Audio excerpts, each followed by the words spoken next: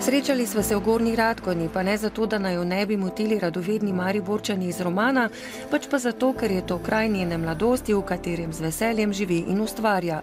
Tu je nastal tudi Karamel in njegov lik, najlepši moški Maribora, poročeni podjetnik, ki čas preganja tudi z ljubicami. Karamel je resnično povezan z sladkostmi in cukrom. Toplotno obdelan sladkor? Da, toplotno obdelan sladkor brez vode in takšna naj bi bila na koncu koncev tudi ljubezen. In kot vsaka prava karamela se tudi vsaka prava ljubezen na koncu razbije, raztopi, uniči. Zanimivi so bili odzivi na roman, niso se preveč spraševali o vsebini samega dela, pač pa o tem, kdo je zloglasni najlepši Mariborčan. Glede na to, da je zelo natančno tudi v napovedi romana povedano, da gre za najlepšega moškega Maribora, so seveda začeli iskati tega najlepšega moškega Maribora in šele takrat, ko so roman tudi prebrali, moram reči, da se bere res na veliko in sem kot avtorica izjemno vesela, so ugotovili, da pa to ni nekaj, s čimer bi se Mariborčani želeli poistovetiti ali hvaliti, predvsem ne pred svojimi ženami, ampak ne, ta zgodba je pač nek paravan za druge teme, ki sem jih upovedovala. Igrala ali karikirala sem tudi tako imenovano žensko pisavo v literaturi, s katero sem se ukvarjala tudi študijsko veliko in pa tematizirala sem izpraznjenost prostora, nezmožnost komunikacije, prevzemanje oziroma neprevzemanje odgovornosti in ena taka, recimo, erotična ali pa ljubezenska zgodba je bila seveda tudi odlična podlaga za to moje razmišljanje.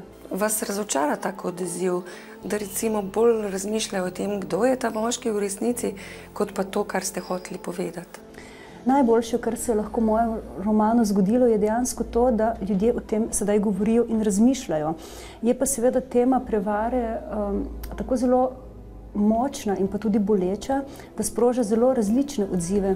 In presenečena sem nad tem, da se mi oglašajo ljudje ali preko Facebooka, maila, tudi me pokličejo in mi tudi povejo svoje osebne izkušnje. In nekako se mi zdi, da očitno je to tema, ki nas zelo prizadeva. Tudi ko sem raziskovala za ta roman, to je bilo kar veliko dela, moram reči, ne zdaj samo seveda zaradi prevare, ampak zaradi vseh drugih stvari, sem naletela na en nemški portal, ki me je začudil. Tam je namreč objavljena statistika, da če vstopite na avtobus poln ljudi, vsak drugi vara ali pa vsaj o tem razmišlja in niti slučajno to niso samo moški.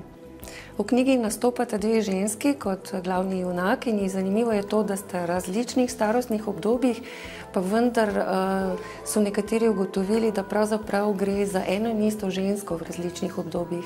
Malo bralcev je to opazilo, da pravzaprav gre za časovni razpon 25 let, recimo iste ženske. Bolj sem hotela poudariti to, da ko smo mladi, se nam zdi, da res nam je vse na dosegu roke, vse nam leži pred nogami in smo tudi morda bolj sproščeni, tudi bolj pogumni smo in se morda neuspeha ne bojimo tako zelo, kot ko postanemo majčkeno starejši, ko imamo za seboj že tudi kakšne uspehe, pa tudi neuspehe in začenjamo seveda racionalizirati in zelo razmišljamo, ali lahko, ali smemo, ali se spodobi.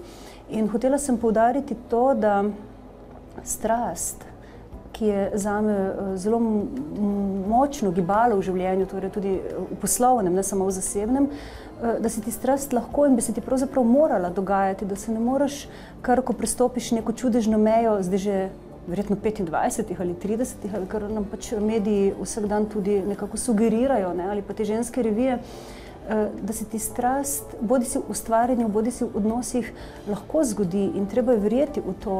Staranje je za žensko težje kot za moškega, po vašem mnenju?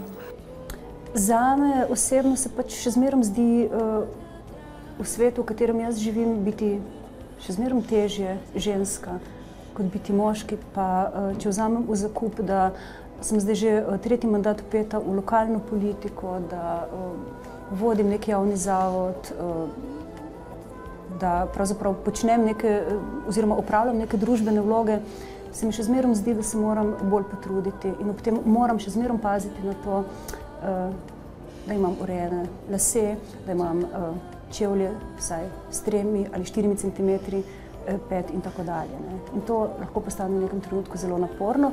In še to, kar vsi pravijo, in to je stara floskula, stvari se najlažje rešijo za šankom. Moški kolegi lahko spijejo 3-4 runde, ne. Za mene se spodobi 1 in potem moram domov. Tako, to so zelo, zelo enostavne razlike še zmerom.